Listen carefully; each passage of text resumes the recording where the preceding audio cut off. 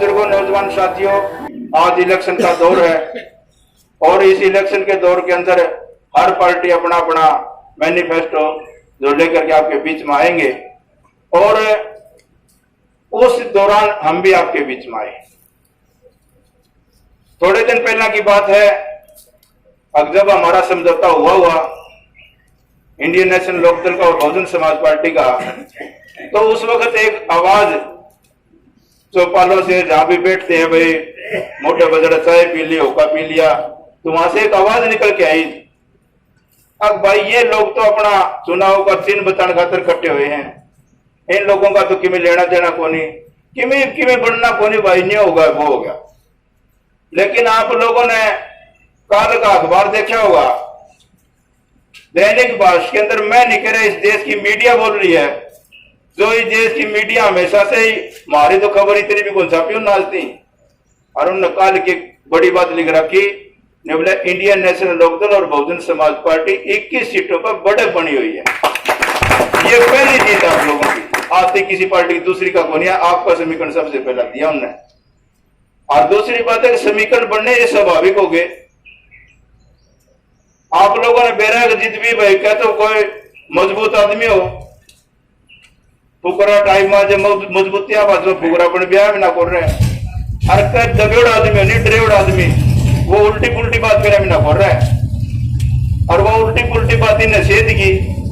सबसे पहला हमारी जो दलित की बेटी है, दलितों की बहन है, इस देश की सबसे बड़ी कांग्रेस की नेता बहन कुमारी शैलजा, उसके बारे में इन लोगों ने बहुत बड़ी टिप्पणियां करने का काम किया। और दूसरी बात, उसका एक ही सुझाव था, भाई मैं विधानसभा का इलेक्शन लड़ूं, लेकिन वो इलेक्शन की भी टिकट थी उन्हें कौन देनी थी। तो समाज के लोगों में एक से दिमाग में यह बात आई, अब भाई आड़त की में होना जाना आज को नहीं, यह तो इनका पल्ले रहना है। तो उस दिन तक बहुजन समाज का न्यूज सोच ले, पूरा हरियाणा प्रदेश में वोट जो था न, समझौता तो हो रहा था अपना, बुआ तो जनरल भूपा लेना का समझौता तो अपना हो रहा था, और सारे टपक टपक इंडियन नेशनल लोकदल में आके जुड़ गए, तो यूं बता कर प्रॉफिट बनने लग रहा है। और दूसरी बात, अब जब भी किसान के ऊपर, मजदूर के ऊपर, दलित के ऊपर किसी प्रकार की आपत्ति आई, तो हमारे नेताओं ने उसमें सिर्फ होने में 1 मिनट भी कौन लगाई, तो उन्हें अपनी कुर्सी का बलिदान देना पड़ा हो।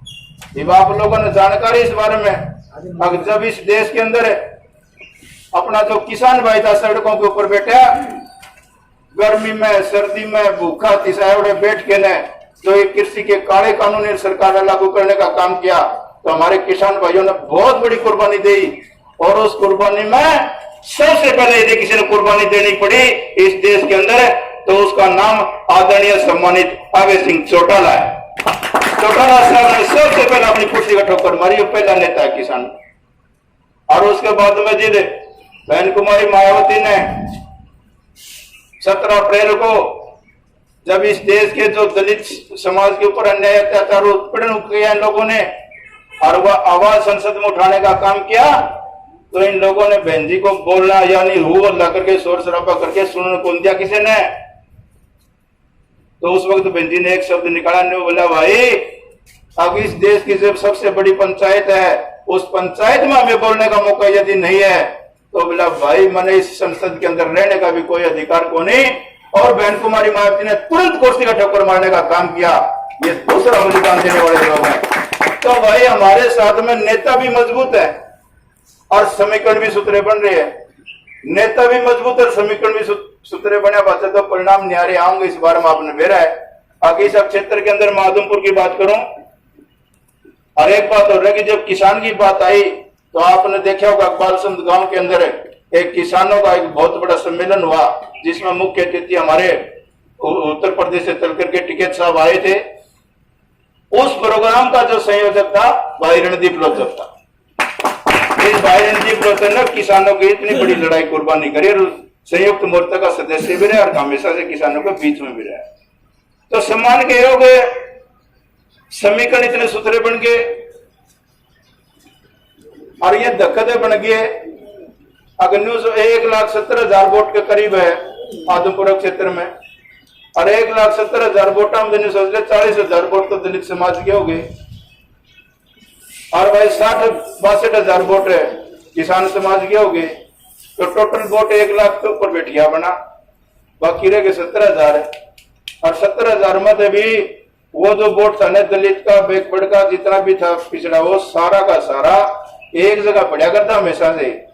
कितने साल हो गए अपन देखते आवा यह बात, तो मजबूती थी। इस बार भाई या टिकट बैकवर्ड क्लास ने अपने जो साथी 20-25 उम्मीदवार और भी थे टिकट के दौड़ में, सारा ने खूबे लाइन लगा दिया भूपेंद्र हुड्डा ने। और उसने अपने जो रामजीलाल खाती के लड़के है का भतीजा है चंद्र प्रकाश को टिकट दिया, जिसके कारण अब जो बैकवर्ड का जो वोट था ना वो चौधरी भजन लाल जी से वो घिस गया। नुन्ना भाइयों विष्णु भाई एक अपना के गांव आसरावा गांव से इलेक्शन लड़ रहे आम आदमी पार्टी से, तो भाई किमिन किमें वोट यार प्यारा रिश्तेदार उसका भी है, तो कम से कम 2-4-5 वोट वो भी ले देगा। तो नुकसान किसको है? भजन लाल जी का परिवार का, भजन लाल जी का। और अपना समीकरण बना अपना तो जुड़िया है, टूटने का तो कोई करना कौन कीते थे भी, तो मजबूत आपा हर क्षेत्र में।